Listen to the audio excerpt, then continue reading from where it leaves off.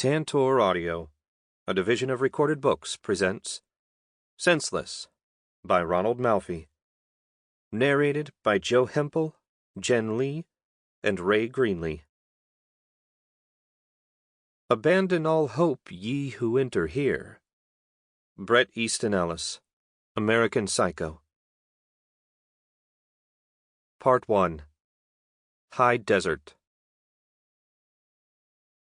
1. Once, when Bill Renney was a teenager, he had been bitten by a Southern Pacific rattler while partying with some friends in Antelope Valley. He hadn't seen the thing at first, merely heard the ominous, inexplicable maraca of its tail, then felt the hammer strike against the bulge of his left calf muscle. He had just set down an igloo cooler full of beer and ice beside an outcropping of bone-colored stone when he felt the bite, and for a moment, in his confusion, he thought he had snapped a tendon in his leg. But then he saw the beast. 4 feet of sleek brown musculature retreating in a series of S-shaped undulations across the sand, and he knew he was in trouble. His friends had loaded him into the back of a jeep where someone tied a tourniquet fashioned from a torn shirt sleeve above the wound to slow both the bleeding as well as the progression of venom through his bloodstream. Renney pivoted his leg and could see blood spurting from twin punctures in the otherwise pale, mostly hairless swell of muscle, in tandem with his heartbeat, and the sight of it made him woozy. As the jeep sped across the desert toward civilization, Renney could feel a burning sensation traveling from the puncture marks up his leg, combined with a moist, roiling nausea in his gut. By the time the jeep pulled up outside the nearest medical facility, Renney was vomiting over the side. The experience, now over 3 decades in the past, had left behind a pair of faint white indentions in the tender meat of Bill Renney's left calf. It had also left him with a healthy respect for the desert, and for all manner of creatures that resided there. On this morning, the desert was alive. As he drove, large black flies swarmed in the air, and he periodically turned the windshield wipers on to swipe their smudgy, bristling carcasses from the glass.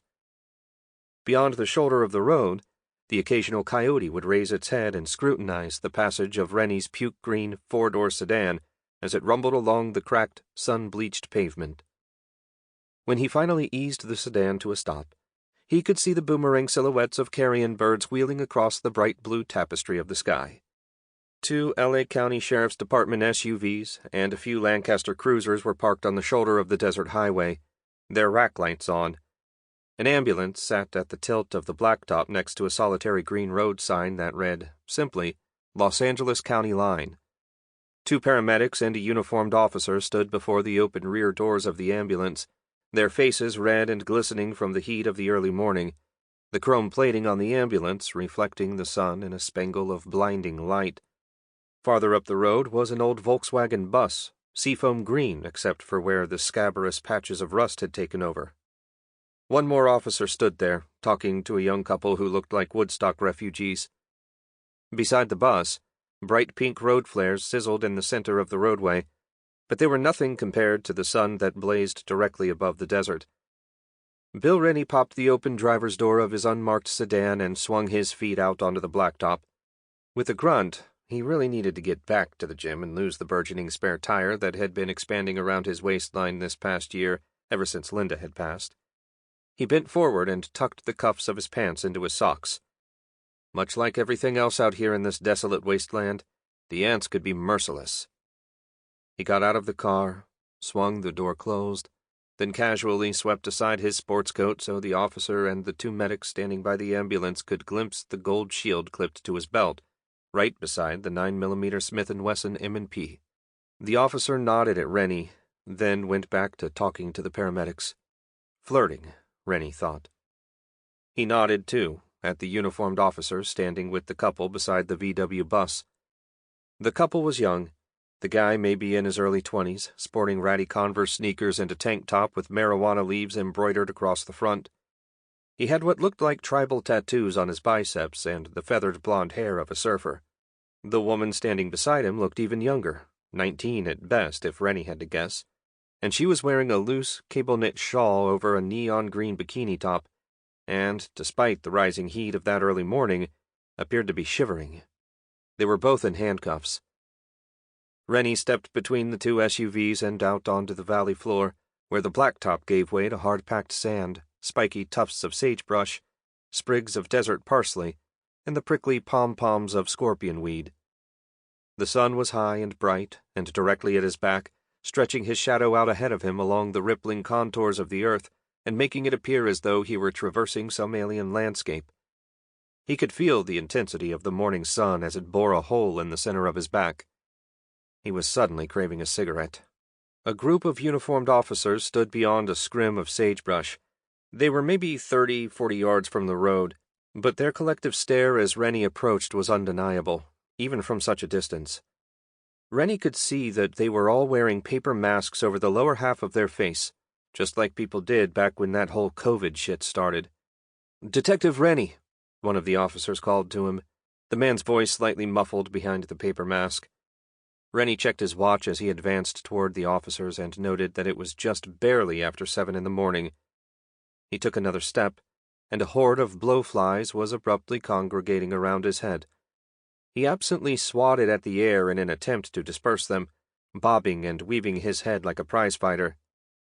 Another step, and a prong of sagebrush grazed his thigh, thwick, causing him to jump and take a quick step to the side. He searched the ground at his feet for any signs of snakes.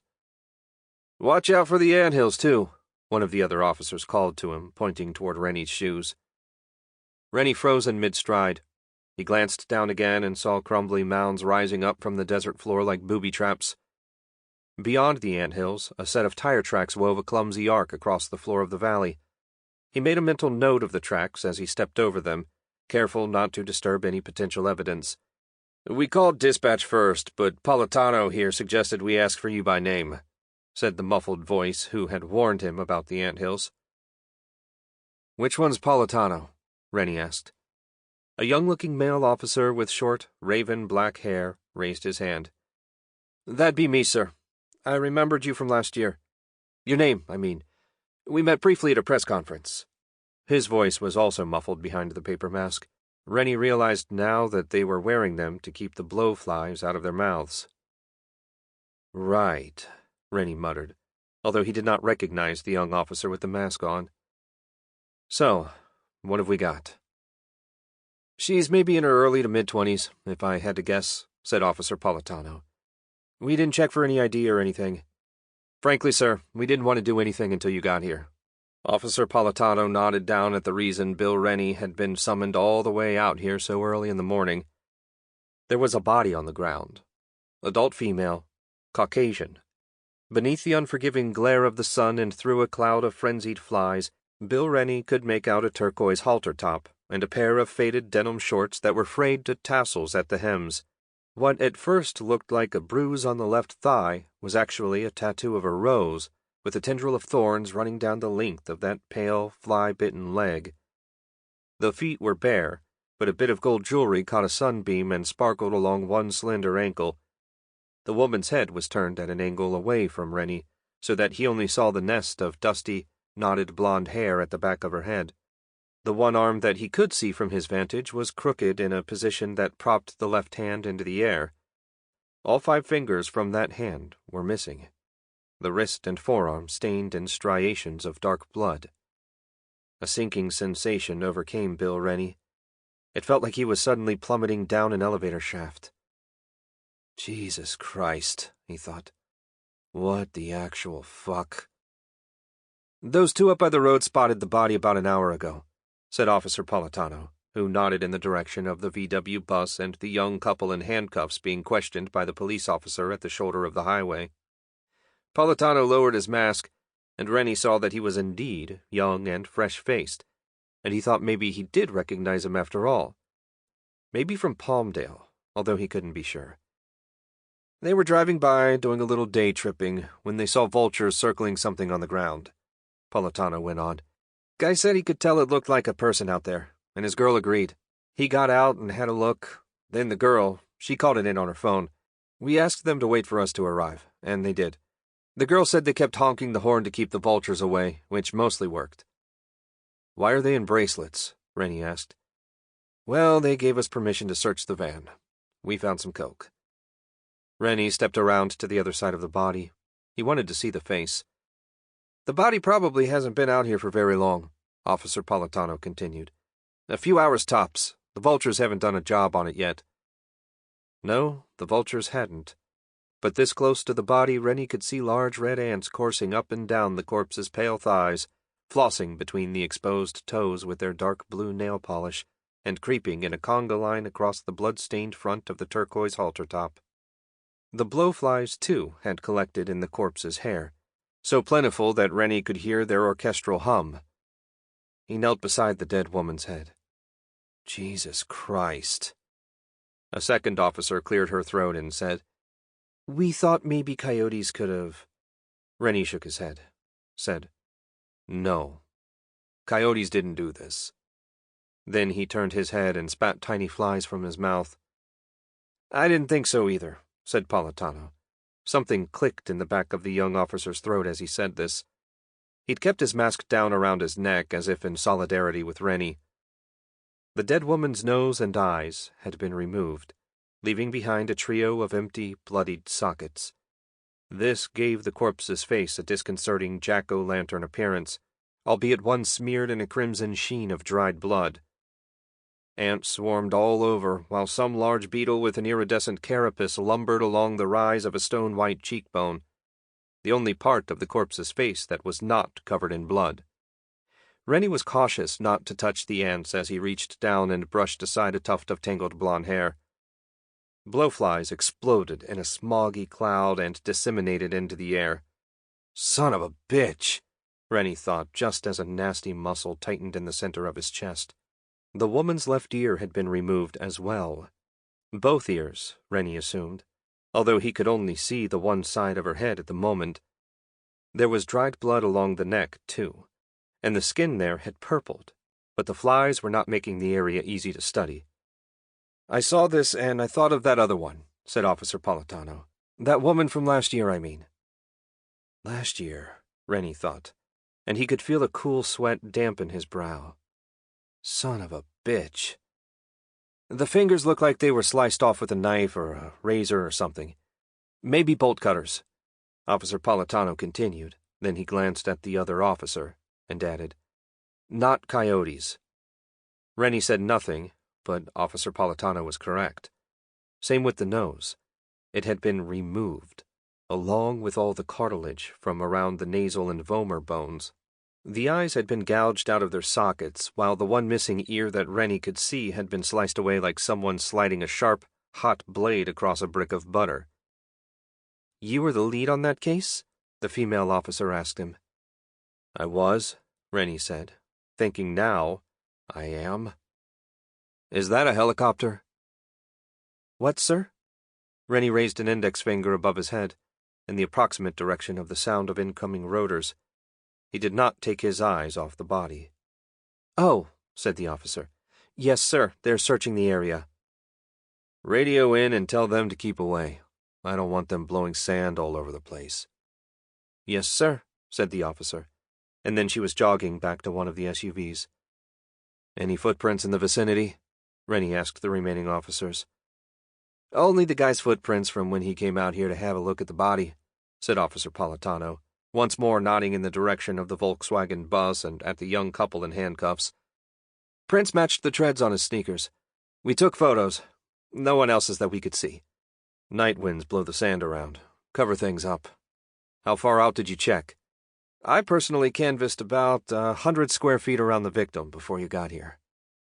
"They see anyone else out here while on their drive?" "The couple in the van? No, not a soul, sir." "What about any vehicle tracks in the sand? You guys find any?" "No, sir. I noticed some tire tracks over by those anthills."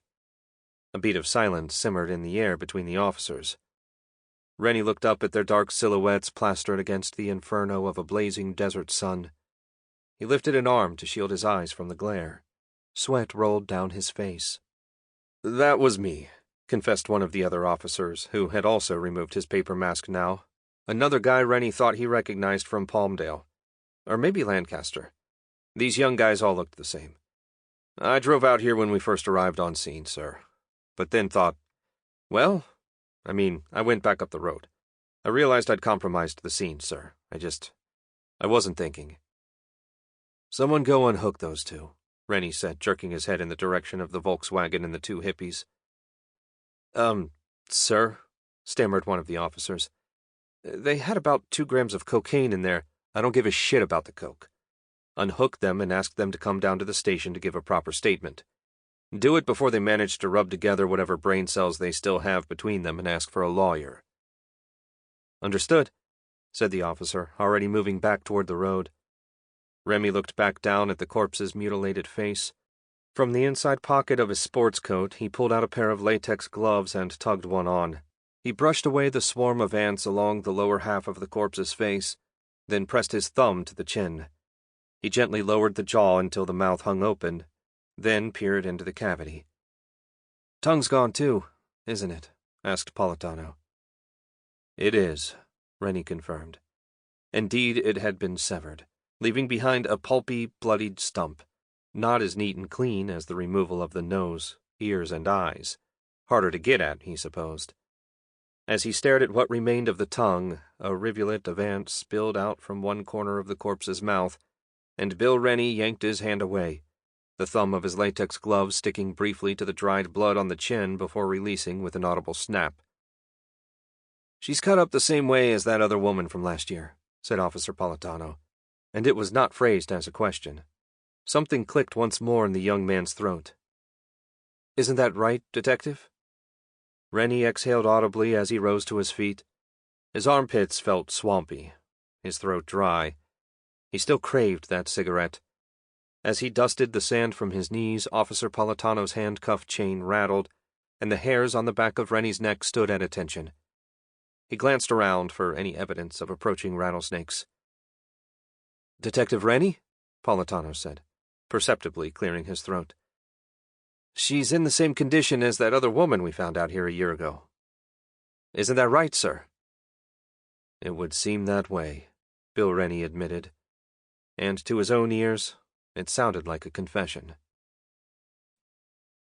The chief M.E. with the County of Los Angeles Department of Medical Examiner was a tall, sterling-haired man in his late 50s named Falmouth. He reminded Renney a little bit of Pierce Brosnan without the accent. According to Falmouth, the parts of the victim that had been removed, her nose, eyes, ears, tongue, and the fingers and thumb of both hands, had been done so post-mortem. There had been 2 implements used to remove these bits. A crude blade, like some dulled hunting knife or razor blade, had been employed to dig out the eyes and carve away the nose and ears. Possibly the tongue, too, Falmouth concluded. The fingers and thumbs, on the other hand, no pun intended, Falmouth muttered stoically, appeared to have been removed with an altogether different implement. Something, according to the medical examiner, like a set of bolt cutters. Just as Officer Politano had surmised, Renney noted. Tell me, Renney said. Tell me, what are the differences between this body and the one from last year? Quite a few, actually, said Falmouth, from a forensic standpoint at least. For one thing, the cause of death is different. The woman from last year died from exsanguination, blood loss from her wounds. This victim, however, he said, and he peeled back a layer of white sheet to expose the corpse's face, now mostly swabbed clean of the dried blood by rubbing alcohol, yet still looking skeletal with its missing pieces, died of asphyxiation. Look. See here? With one latex-gloved finger, Falmouth addressed a vague gray outline around the corpse's nasal cavity and mouth. To Renney it looked like dirt or some other debris. What is that? He asked. Remnants of some adhesive, said Falmouth. Something sticky had been placed over her mouth and nose, causing her to suffocate. After she was dead, her killer went to work on her. Renney leaned closer and examined the gray flecks of adhesive around the corpse's mouth and nasal cavity. He hadn't noticed them back in the desert when he'd first studied the body, given all the dried blood and blowflies swarming around the corpse's face. But he could see it clearly now. All adhesives contain long chains of protein molecules that bond with the surface of whatever they're sticking to, Falmouth explained. I've already scraped some off, sent them to the lab. Remy nodded. There are ligature marks around the wrists and ankles, too, Falmouth went on. This woman was bound at some point. That differs greatly from the body we examined last year as well, which showed no signs of that victim being bound or even held against her will. Can you tell what was used to bind her? I'll have the lab confirm that as well, but I'm guessing some sort of rope, based on the fibers I extracted from the abraded flesh. At least on the wrists, anyway. Her feet were bare when we found her. Maybe you can check the soles of her feet to see if you can determine what sort of location she might have been kept in? Already have. Just your basic dirt and grit, I'm afraid. Right, Renney said. Falmouth reached over the body splayed out on the stainless steel table and gently turned the corpse's head on its neck. Renney imagined he could hear the tendons creak. The blonde hair had been shorn away close to the scalp, and despite the braille-like topography of the skin due to countless insect bites and exposure to the cruel elements of the desert, Bill Renney could clearly make out the ragged cut around the ear canal. All these amputations are a little hastier than the ones on the previous victim, Falmouth explained. See how the flesh pulls away, as if the ear was only partially severed but then torn the rest of the way, maybe by someone pulling at it? Do you see how it was ripped here? The way the flesh pulls down toward the jawline like a hasty rip. These little loose strands of jagged flesh? Yeah, I see, Renney said, following Falmouth's latex-gloved finger as it traced the wound. Falmouth lifted one of the corpse's arms by the wrist. Same with the fingers. The cuts from last year were made precisely at the junction of the middle and proximal phalanx. These amputations are hastier. The implement used cut straight through the bone and not at the joint. Renney stared at the irregular shards of bone poking up from what remained of the fingers. The woman that was found last year had all these elements removed from her in an almost surgical fashion. The person who had done that had been careful. Precise. Artful, almost. A scalpel was used, was my conclusion, except for the fingers where I believe the assailant had utilized something more proficient to break through the carpometacarpal joints. Something like a sturdy hunting knife or something of that ilk. The amputations on this victim are much cruder, which I find interesting since they were removed post-mortem, where her assailant could have taken his time. Falmouth shrugged, placing the wrist back on the table, then added, but those differentiations could just be circumstantial. Meaning what? Renney asked. Falmouth arched his slender, steel-colored eyebrows. Meaning the killer could have been in a hurry this time, for whatever reason. What about any fingerprints or DNA left behind? No fingerprints from the assailant that I've been able to find, which just means he could have been wearing gloves. I've swabbed the body for trace DNA, found some hair follicles and evidence of desquamation, the shedding of dead skin cells, but so far there haven't been any hits. It's possible the assailant isn't in the system. That's a big difference from last year, too, Renney said, although more to himself than to Falmouth. The crime scene last year had been impossibly clean, with no trace DNA left behind. So do you think this is the same guy who killed that woman last year? Anything's possible, said Falmouth, spreading his arms. The details of how the first victim was found were... Those details never made it to the press, Renney finished. Right. Exactly. So, in my estimation, to have all these same elements removed in such a similar and specific fashion, not to mention the location where the body was found... Yes, Renney said, cutting him off. I understand what you're saying. A copycat killer wouldn't know those details because they were never public. It's just that even with the discrepancies, Bill, the similarities are all there. I wouldn't bet on a coincidence, is what I'm saying. But you're the detective. Renney pointed to a darkened, mottled tract of flesh along the victim's thigh, something that hadn't been there when he had first come upon the body in the desert, because now the rose tattoo was incorporated into that bruising, which hadn't previously been the case. He would have noticed. What's all that? He asked. Are they bruises? This? Falmouth said, tracing the pattern of darkened flesh along the victim's thigh. We call this discoloration a post-mortem suntan. Dead skin cells react differently to the sun's UV light. I once dated a girl like that, Renney said.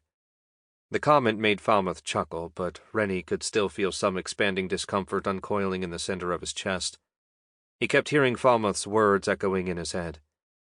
It's just that even with the discrepancies, the similarities are all there. I would conclude that this body was left in the desert sometime just before dawn, Falmouth said. The coyotes and vultures hadn't gotten to it yet. Bugs will do damage at any hour, but birds and mammals tend to wait a while to make sure what they're going after is actually dead. Still, you're looking at maybe a 3 to 5 hour window at best. Probably less. Falmouth cleared his throat, then added, "The desert is unforgiving to a body." Renney thought of the countless bovine skeletons that littered the desert floor, straight out to the Mojave, all the way out to Las Vegas. Thought of the pinwheels of vultures that were always visible somewhere on the horizon, waiting patiently for some poor thing to expire. That terrible muscle in the center of his chest constricted again. 15 minutes later, as Renney walked slowly down the long, tiled, echo chamber corridor of the DMEC, he happened to glance up at a television mounted on brackets to the wall.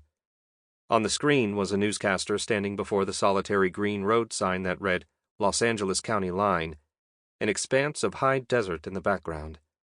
The chyron at the bottom of the screen said, "Body of female victim found mutilated in Antelope Valley." "Where, less than a week ago, the body of an unidentified young woman was found mutilated in the spot you see right over my shoulder," said the reporter. "For the people who live out here, they are reminded of an eerily similar murder from the year before, that of 32-year-old Melissa Jean Anderson, whose body was discovered in this very stretch of desert." A still image of Melissa Jean Anderson appeared on the screen, and Renney recognized the photo as the same one the department had circulated to the media in the days after her body had been discovered last year. An attractive woman in tennis whites, dark hair as full as a lion's mane around her head, smiling beatifically. Her eyes were green and radiant and heavily lashed. She had been very pretty, Renney thought.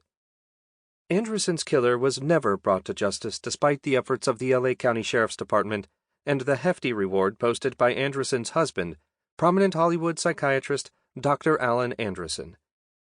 Melissa Jean Anderson's photo was replaced by one of her husband. Alan Anderson was smiling too, only there was something reserved about it, as if smiling did not come naturally to the man.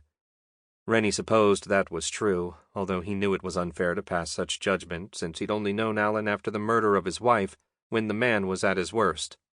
"For a while," the reporter continued, "Dr. Anderson was the only suspect in the murder of his wife, but he was ultimately cleared by police early in the investigation. Now, with the discovery of this new victim, locals and police alike are starting to wonder if the two murders may not be connected. As for any specific similarities that might connect these two murders, the Los Angeles County Sheriff's Department has not released any details to the media." Sarah Sullivan, Channel 11 News. The broadcast switched to sports, but Renney hardly noticed. There was a tunneling in his vision now, coupled with an eerie auditory exclusion. He'd been in 2 shootouts during his tenure on the force, and the way time seemed to slow down and stretch, providing only a pinpoint of light at the end of his narrowing vision, like staring down a long tunnel, was very similar to how he now felt. He stood there, sweating. Her name was Gina Fortunato, 26 years old, originally of San Bernardino, California, but recently having resided in a 1-bedroom apartment in downtown Los Angeles. A school teacher, single, and a graduate of UCLA, she was last seen by some girlfriends the day before her body was discovered, while they all had lunch at some vegan joint on Alameda Street. No one that Bill Renney could readily identify, including the girl's parents who still lived in San Bernardino, had seen her since. He visited her parents at their modest single-family home on Magnolia Avenue, a cheery stamp of property bracketed by towering palm trees and with a cluster of vehicles in the driveway. The house was hot. The windows stood open, and electric fans turned their heads in nearly every room.